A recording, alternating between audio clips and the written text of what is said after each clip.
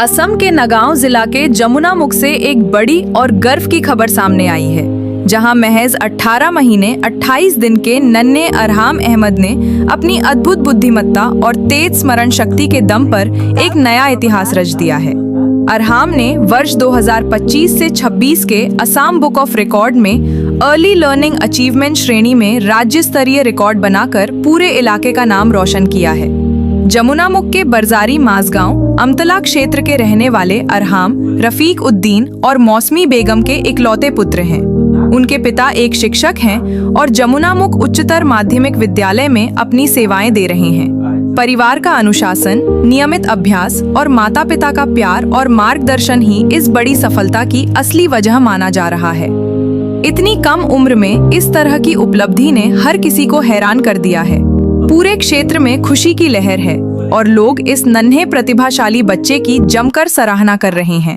नवगांव के कचुआ से ABPN news संवाददाता mine Uddin हक की report. नमस्कार।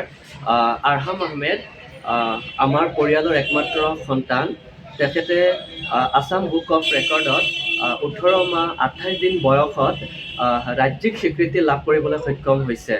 তেখেত সৰু একদম শিশুকালৰ পৰাই জন্মৰ কেইটা মাহ পিছৰ পৰাই তেখেতৰ মাজত যিখিনি আমি এক্টিভিটি দেখা পালোঁ, 4-5 বছৰৰ শিশুৰ এক্টিভিটি সেই শিশুৰ মাজত আমি দেখা পালোঁ। পৰ্যায়ক্ৰমে কোনো গাইডৰ প্ৰয়োজন আমি কৰা নাই, বিশেষ কোনো তেখেতক আমি গাইড কৰা নাই। সি নিজাববীয়াকৈয়ে সময়ত নিজে নিজে খোজকাঢ়িলে, কথা পাতিলে, বহিলে আৰু বিশেষকৈ ইম্পৰ্টেণ্ট মই লক্ষ্য কৰিলোঁ, সি তাৰ সন্মুখত যিখিনি ব্যক্তিয়ে কথা পাতে সি অতি মনোযোগেৰে কথাখিনি শুনে। এতিয়াও সি চব কথা বুজি পায়। একদম ডাঙৰ 7-8 বছৰ 10 বছৰৰ শিশু এজনে যিখিনি কথা বুজি পায়, এই 18-19 মাহ বয়সৰ শিশুজনে সেই একেখিনি কথাকে বুজি পায়, সেইটো আমাৰ দৃষ্টিগোচৰ হৈছে। তো আমি এইখিনি বিষয় লৈ আসাম বুক অফ ৰেকৰ্ডৰ লগত যোগাযোগ কৰিলোঁ। আসাম বুক অফ ৰেকৰ্ডে এইখিনি এছেছমেণ্ট কৰিলে। এছেছমেণ্ট কৰি তেওঁলোকে আসাম ষ্টেট ৰেকৰ্ড হিচাপে তেওঁক স্বীকৃতি প্ৰদান কৰিলে।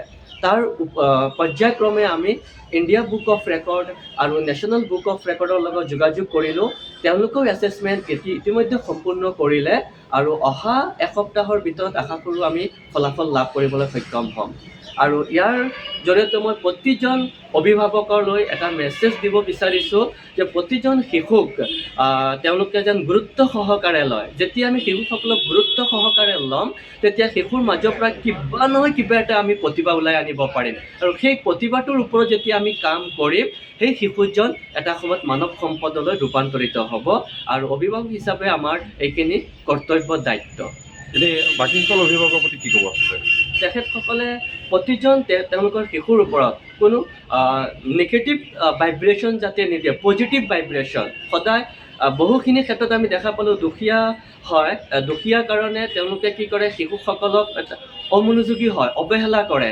কিন্তু মই আৰ্থিকভাৱে মই দুখীয়া হওঁ যদিও মই মানসিকভাৱে কিন্তু দুখীয়া হোৱাটো উচিত নহয়।